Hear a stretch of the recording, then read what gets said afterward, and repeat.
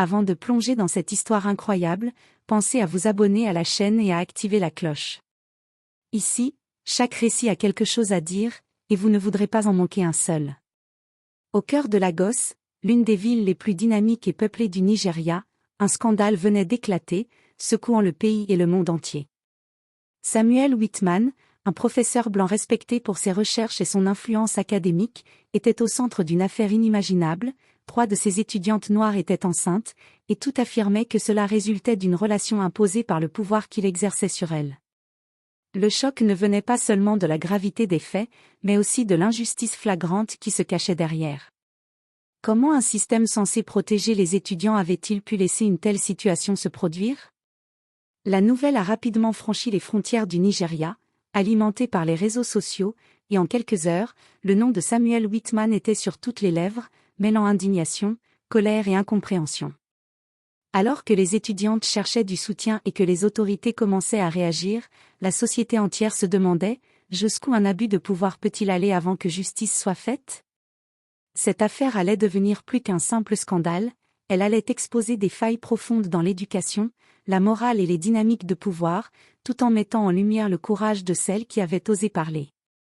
Lagos brillait sous le soleil de midi, et l'université de Crestwood était en effervescence. Dans l'amphithéâtre principal, Emily Okoro, une jeune étudiante de 21 ans, sentait son cœur battre à tout rompre. Elle venait de découvrir qu'elle était enceinte, et la vérité qu'elle portait allait bouleverser sa vie. Quelques jours plus tard, à la cafétéria, elle rencontra ses amis, Esha Bello et Chiamaka Nwosu.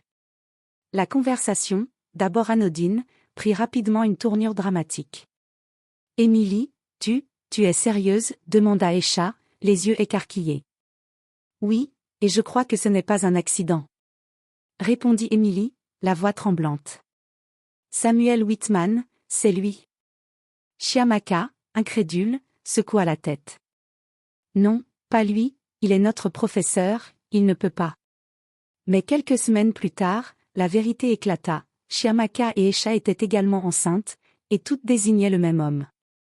La rumeur se répandit comme une traînée de poudre. Des étudiants aux professeurs, tout le monde murmurait, choqué par cette révélation. À l'extérieur, les réseaux sociaux s'enflammaient. Les hashtags dénonçant l'injustice se multipliaient, hashtag justice pour les étudiantes, hashtag abus de pouvoir, hashtag Nigeria révolté. Les images de l'université et les noms des étudiantes circulaient, et rapidement, la nouvelle franchit les frontières, attirant l'attention des médias internationaux. Samuel Whitman, quant à lui, feignait l'ignorance dans son bureau luxueux, ignorant que chaque message, chaque photo, chaque article rapprochait la justice. Mais pour Emily, Esha et Chiamaka, le plus dur restait à venir, affronter la peur, la honte et le poids de l'opinion publique, tout en cherchant un moyen de se protéger et de faire entendre leur voix. Ce chapitre marquait le début d'une histoire qui allait captiver le monde et exposer la dure réalité des abus de pouvoir dans l'enseignement supérieur. Samuel Whitman n'était pas un professeur ordinaire. Blanc, charismatique et réputé dans le milieu académique pour ses conférences internationales, il avait un ascendant naturel sur ses étudiants. Dans les couloirs de l'université de Crestwood, son nom inspirait respect, mais aussi peur silencieuse. Pour Emily, Esha et Chiamaka, ce respect se transformait en intimidation. Il choisissait ses moments avec soin, des rendez-vous pédagogiques, dans son bureau après les cours, des compliments insistants sur leurs compétences, des messages privés qui semblaient d'abord encourageants, puis devenaient insistants et personnels. Emily se souvenait de ce jour précis. « Vous avez un talent rare », avait murmuré Samuel, en s'approchant trop près. « Je pourrais vous aider à briller, mais vous devez me faire confiance. » À ce moment-là, Emily avait senti un mélange de peur et de confusion. Elle savait que refuser aurait pu nuire à ses notes, à son avenir. Mais accepter signifiait franchir une ligne qu'elle n'aurait jamais imaginée. Esha, quant à elle, avait tenté de résister, envoyant des emails formels et demandant des conseils à d'autres professeurs. Mais chaque tentative de dénonciation restait invisible, étouffée par la réputation de Samuel et sa position dominante dans le département. Chiamaka, la plus jeune des trois, confiait parfois à ses amis. « Je ne comprends pas comment il peut utiliser son statut comme ça. On devrait être protégé, pas manipulé. » Et pourtant, Le cycle continuait. Le pouvoir de Samuel n'était pas seulement dans son rôle de professeur, mais dans la manière dont il exploitait le système académique et la peur de ses étudiantes. La situation était devenue une cage invisible, où chaque geste et chaque mot étaient calculés pour maintenir le contrôle. Alors que les rumeurs commençaient à circuler à l'université, Samuel affichait toujours un sourire confiant, comme si rien ne pouvait l'atteindre. Mais derrière ce masque, un scandale se préparait, prêt à éclater et à exposer la vérité au monde entier. À Crestwood, la nouvelle de la grossesse de 3 étudiantes suscita rapidement l'indignation. Dans les couloirs de l'université, les murmures se transformaient en conversations à voix haute, puis en rumeurs incontrôlables. Les étudiants, choqués, se demandaient comment un professeur respecté pouvait abuser de son autorité de manière aussi flagrante. Emily, Esha et Chiamaka étaient désormais au centre de toutes les attentions. Certaines étudiantes leur apportaient soutien et encouragement, tandis que d'autres les jugeaient, incapables de comprendre la manipulation et la peur qui avaient guidé leur choix. À l'extérieur de l'université, les réseaux sociaux s'enflammèrent. Des hashtags comme #justice pour les étudiantes, #stop abus de pouvoir et #Nigeria révolté envahissaient Twitter et Instagram. Des étudiants d'autres universités nigérianes partageaient leur colère, dénonçant les abus dans le système éducatif. Rapidement, les médias locaux se saisissaient de l'affaire. Des reportages détaillaient l'histoire des 3 étudiantes, les messages de Samuel, et les témoignages anonymes d'autres étudiants qui avaient également subi des comportements inappropriés. Les chaînes internationales reprirent l'information, le scandale dépassait désormais les frontières du Nigeria. Le professeur Whitman, conscient de l'ampleur du scandale, essayait de minimiser les faits. Dans une brève déclaration, il affirmait : « Je réfute toute accusation d'abus. Je respecte profondément mes étudiants et mes responsabilités en tant qu'enseignant. » Mais ces mots n'étaient plus crédibles. Les preuves commençaient à émerger, messages, témoignages et même des documents universitaires montraient un schéma inquiétant de manipulation et d'abus de pouvoir. Pour Emily, Esha et Chiamaka, cette attention publique était un mélange de peur et de soulagement. Peur des représailles et du jugement, mais soulagement de ne plus être seule et de voir leur histoire enfin reconnue. L'affaire prenait désormais une dimension internationale, et le monde entier attendait de voir quelles seraient les conséquences pour Samuel Whitman. Face à l'indignation grandissante, les autorités universitaires et le gouvernement nigérian furent contraints de réagir. Une enquête officielle fut ouverte pour déterminer l'étendue des abus et protéger les étudiantes. Le scandale n'était plus seulement académique, il devenait un problème légal et national. Emily, Esha et Chiamaka furent invités à déposer leurs témoignages devant une commission spéciale mise en place par l'université. Chacune raconta en détail les rendez-vous imposés, les messages insistants, et la pression psychologique subie. « Je me sentais piégée », confia Emily, la voix tremblante. « Chaque fois que je pensais refuser, j'avais peur pour mes notes, pour mon avenir. Je ne savais plus quoi faire. » Les avocats des étudiantes insistaient sur le fait que la position de Samuel Whitman constituait un abus de pouvoir manifeste. Leurs arguments soulignaient la vulnérabilité des étudiantes et l'exploitation systématique du statut de professeur pour obtenir ce qu'ils voulaient. À mesure que les preuves s'accumulaient, messages électroniques, témoignages de collègues, journaux personnels des étudiantes, la pression médiatique augmentait. Des spécialistes en droits humains et en droit académique furent consultés pour examiner le cadre légal et les responsabilités de l'université. Samuel Whitman, de son côté, maintenait sa position, mais son avocat commençait à ressentir l'ampleur de la tempête. Les étudiants et les associations de défense des femmes réclamaient non seulement justice pour les victimes, mais également des réformes pour éviter que ce type d'abus ne se reproduise. Le scandale mettait en lumière un problème plus large, le manque de protection des étudiants, surtout lorsqu'ils sont vulnérables face à des figures d'autorité puissantes. L'affaire n'était plus seulement celle de 3 étudiantes, elle touchait tout le système académique nigérian et inspirait un débat mondial sur les abus de pouvoir dans l'éducation. Alors que l'affaire Samuel Whitman continuait de faire les gros titres, la société civile nigériane s'empara du scandale. Des associations de défense des droits des femmes, des étudiantes et des victimes d'abus de pouvoir prirent la parole pour soutenir Emily, Esha et Chiamaka. Des rassemblements pacifiques furent organisés devant l'université de Crestwood et dans plusieurs villes du pays.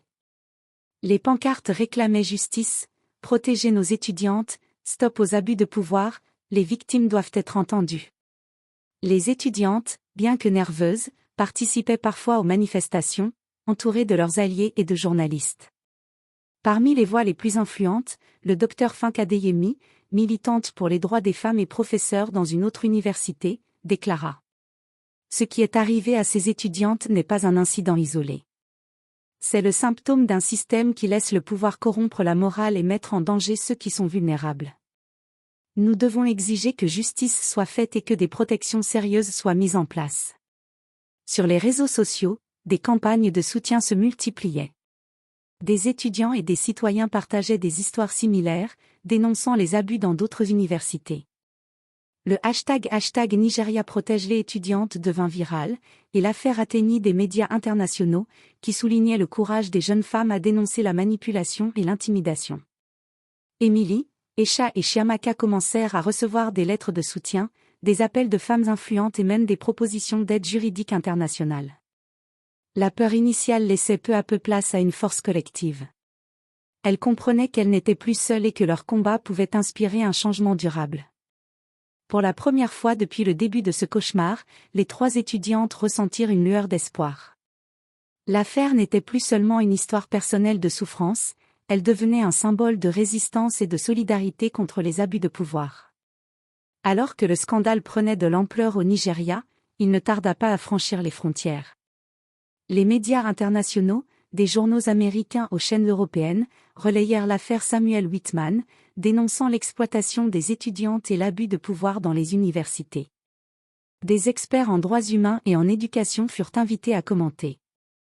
Beaucoup soulignèrent que ce cas n'était pas isolé, il reflétait des problèmes systémiques dans le monde académique, où des figures d'autorité pouvaient manipuler et intimider des étudiants vulnérables. L'affaire Whitman met en lumière un problème global, expliqua la professeure américaine Linda Carvey dans une interview télévisée. Les abus de pouvoir dans l'enseignement supérieur sont trop souvent couverts, et les victimes craignent les représailles. Il est crucial que des mécanismes de protection efficaces soient mis en place. Dans les universités d'autres pays, des mouvements similaires émergèrent. Les étudiantes partagèrent leurs histoires et montrèrent leur solidarité avec Emily, Esha et Chiamaka. Des pétitions furent lancées pour soutenir des réformes et renforcer les protections légales des étudiants. Même sur les réseaux sociaux, le scandale connut une portée mondiale.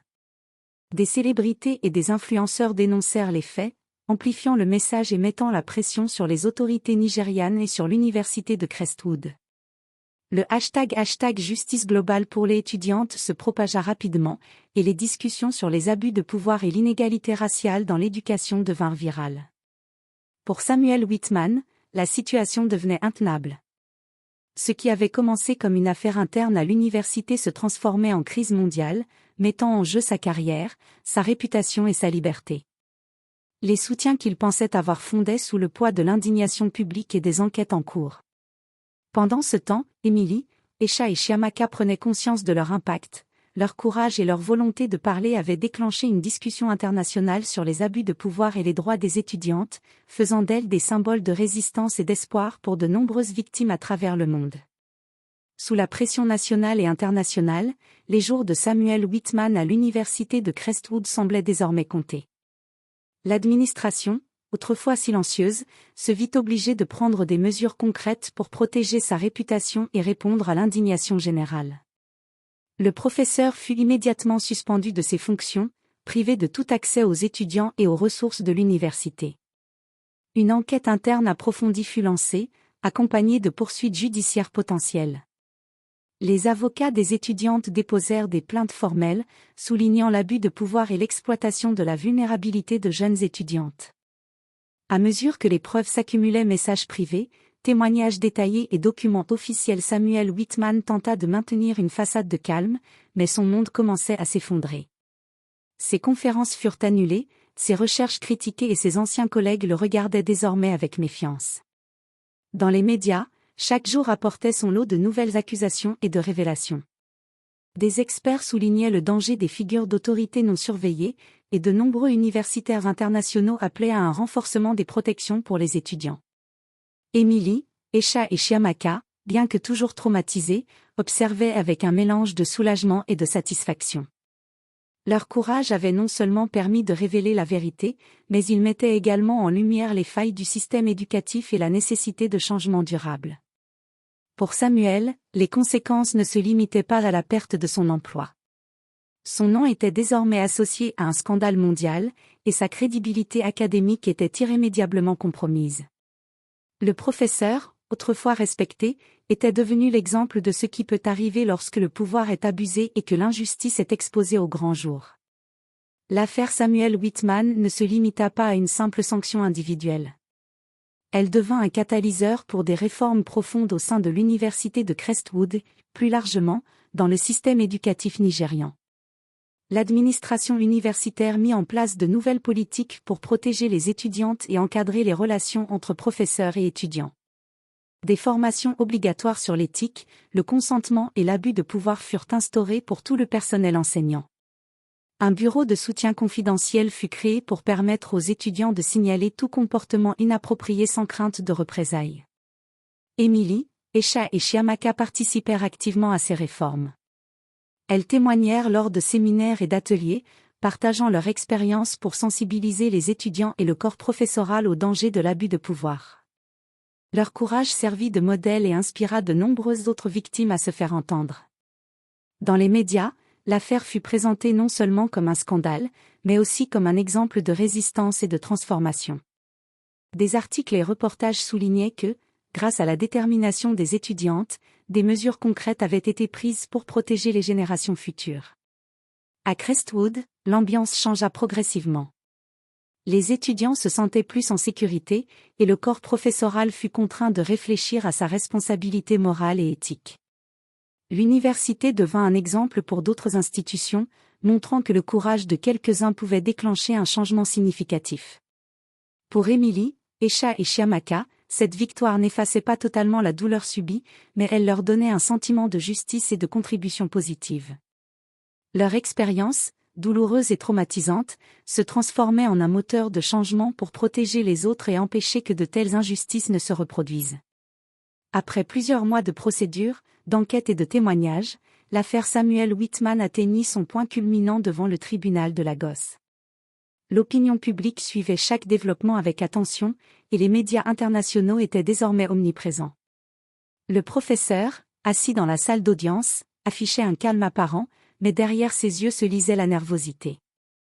Ses avocats tentaient de minimiser les accusations, évoquant des malentendus ou des consentements supposés, mais les preuves accumulées contre lui étaient accablantes, messages électroniques, témoignages détaillés, et rapports de l'université.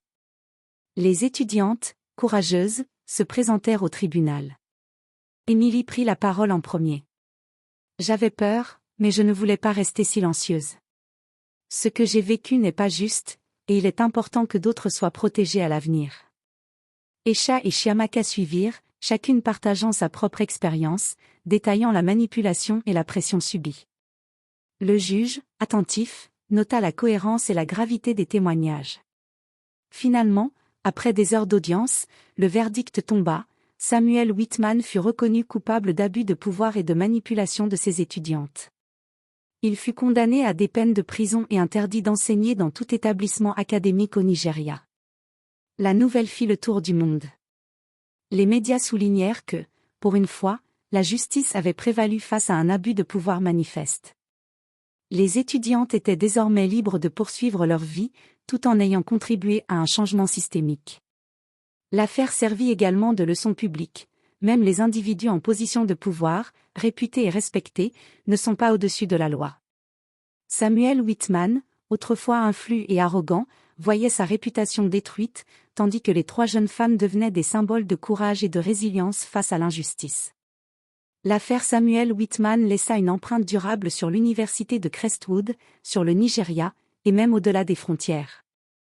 Les réformes mises en place après le scandale continuèrent de protéger les étudiantes et de sensibiliser le personnel académique aux dangers de l'abus de pouvoir.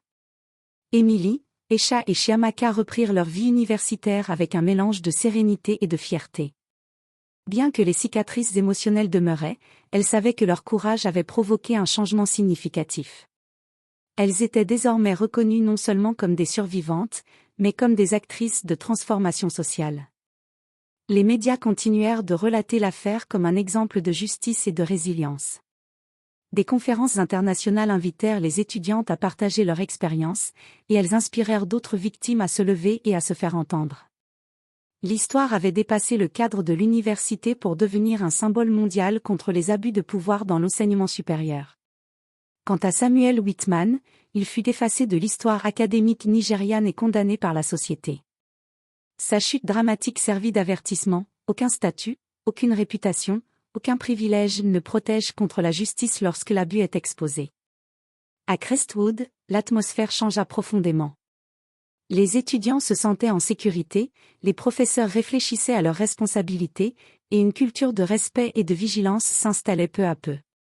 L'université devint un exemple à suivre pour d'autres institutions à travers le monde. L'histoire d'Emily, Esha et Chiamaka rappelait que la vérité et le courage peuvent triompher, même face à l'injustice la plus flagrante.